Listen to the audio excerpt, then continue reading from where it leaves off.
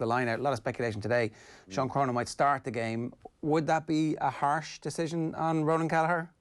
Well, I was trying to look back, and I'm no line-out expert, but looking at a couple of them, there was definitely a bit of the blame to be put on Kelleher, but there was definitely one or two lifts that were missed. I think Josh van der Flier looked as though he missed one at one point, and these are tiny margins that can be sorted out. I think personally that it would be a bit harsh on Kelleher. I don't think he's done a huge amount wrong other than that, but we've seen with Sean Cronin in the past that ultimately his international career really suffered because his darts didn't work in that Italian game a couple of seasons ago, and it's the focal point of Leinster's launch play. They score more tries off line-out than any other team in the competition.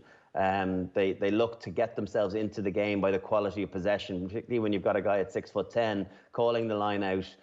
You've got the capability of Ryan and Doris in there as well, Jack Conan. You've got lots of options, so there should be no reason that you can't win your possession. And if they can get good quality, particularly off four and at the back, I think they can get into. I think they can get into Saracens. They can get into Good if he's playing 10, or Vunipola, Manu Vunipola, who they might select there. So I think you'll be looking at just being massively aggressive and getting into Saracens immediately. And the knock-on effect is Leinster just get into their rhythm. I think their phase play is better than lots of other sides, and that's probably a big differential between them and most other teams in the Pro 14 and a lot of teams in the Champions Cup. Is their phase play and their ability to manipulate defences is more impressive, and that's where they get their line breaks, and that's where they finish their scores. If you're in the selection meeting, who are you picking it to?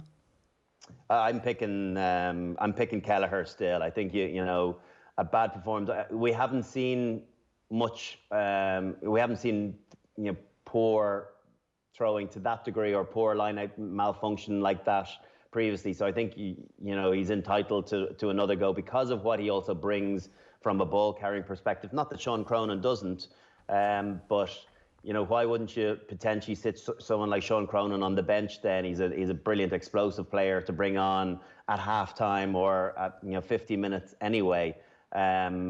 So I think you stay with Kelleher and hope that the work that they do this week can sort that out.